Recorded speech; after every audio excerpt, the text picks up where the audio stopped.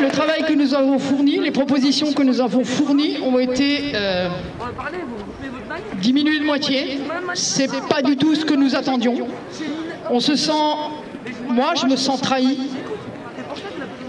Cette promesse de sans filtre a disparu, elle n'est pas là, elle n'a pas été tenue. Nous sommes là pour nous battre pour l'avenir de vous les jeunes.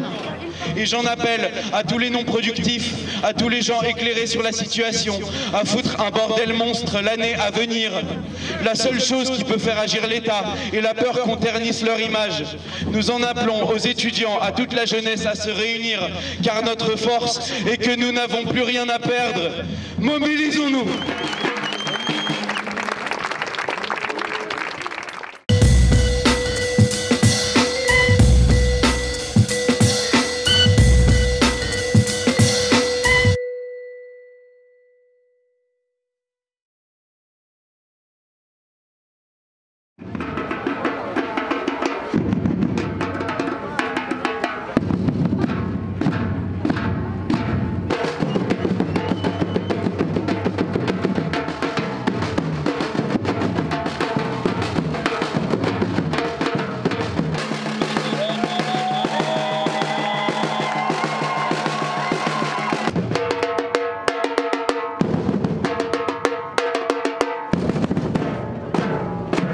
Aujourd'hui, on marche à Strasbourg parce que demain, on va commencer au Parlement à débattre de la loi climat qui est normalement l'aboutissement de ce qui s'est passé avec la Convention citoyenne pour le climat et qu'Emmanuel Macron s'était engagé à reprendre mot pour mot dans les propositions. Et c'est pas le cas. Et on marche pour avoir une vraie loi climat et que les députés prennent leurs responsabilités pendant ce vote.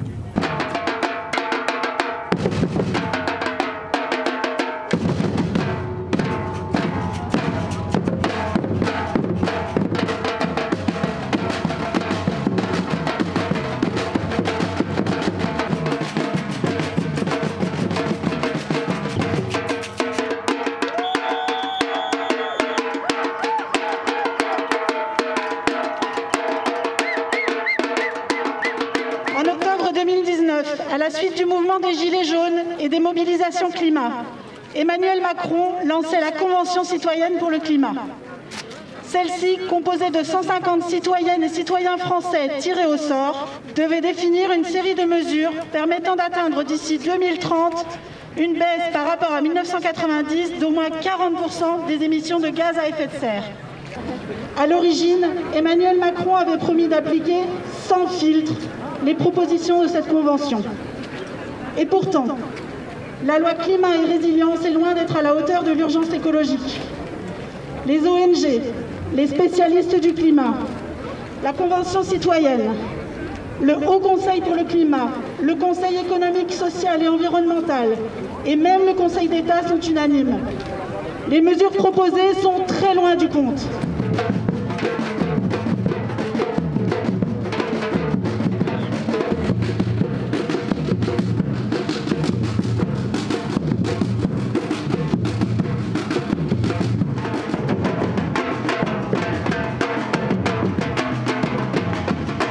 On a prouvé que les citoyens étaient capables de s'investir dans quelque chose d'important.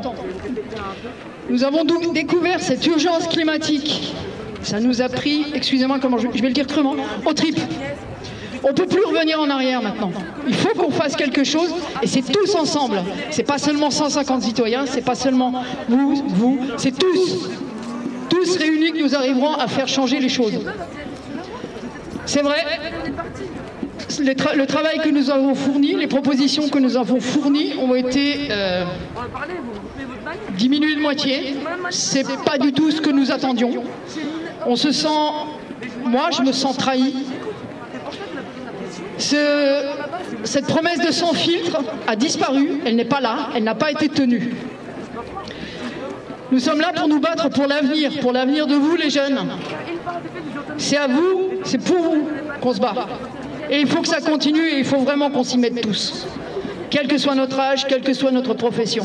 Nous venons de tous les horizons, les 150, de tous les milieux sociaux, de tous les d'entreprises, des chirurgiens, 10 chômeurs, tout le monde a participé. Ça veut dire qu'on est tous capables de faire quelque chose.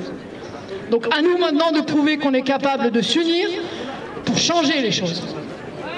Merci à vous tous.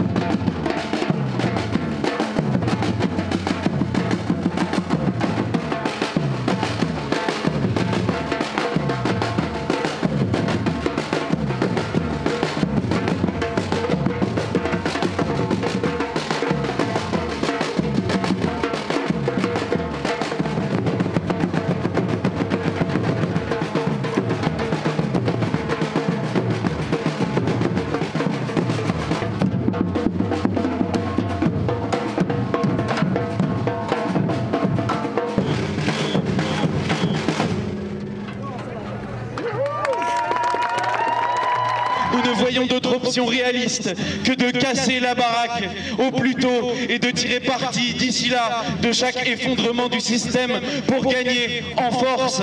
Nous sommes fatigués de l'immaturité de l'État. Nous sommes fatigués de devoir jouer à des jeux de négociation quand nous essayons d'améliorer les choses. Notre gouvernement ne se met pas au travail pour gérer les crises à venir.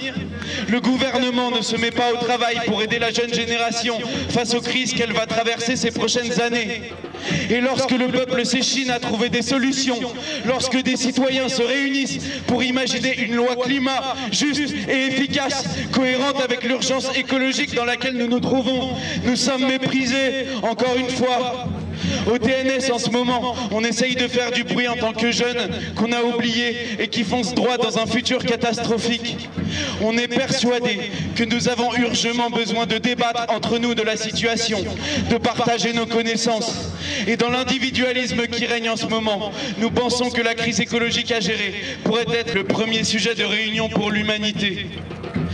Cette fois-ci, c'est toute l'humanité qui est en danger, quelle que soit notre origine ou notre milieu social. Et nous espérons que c'est ce qui nous forcera à nous réunir. Aujourd'hui, l'arbitrage de l'État est clair, ce qui est essentiel et ce qu'il faut sauver et ce qui est productif. Je tiens à rappeler que l'élection présidentielle est dans un an. Et j'en appelle à tous les non-productifs, à tous les gens éclairés sur la situation, à foutre un bordel monstre l'année à venir. La seule chose qui peut faire agir l'État est la peur qu'on ternisse leur image. Nous en appelons aux étudiants, à toute la jeunesse à se réunir, car notre force est que nous n'avons plus rien à perdre. Mobilisons-nous!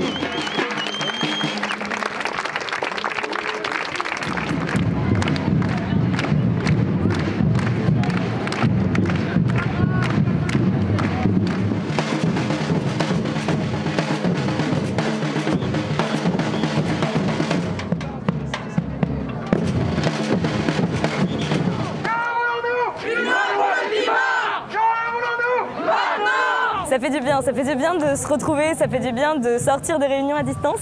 On a eu beaucoup de mal à se mobiliser toute cette année parce que c'était difficile avec les différents confinements, avec toutes les mesures, avec la peur aussi forcément du virus. Aujourd'hui, on est content, on a l'impression qu'il va y avoir du monde et on n'a pas eu tant de problèmes que ça pour l'organiser cette marche.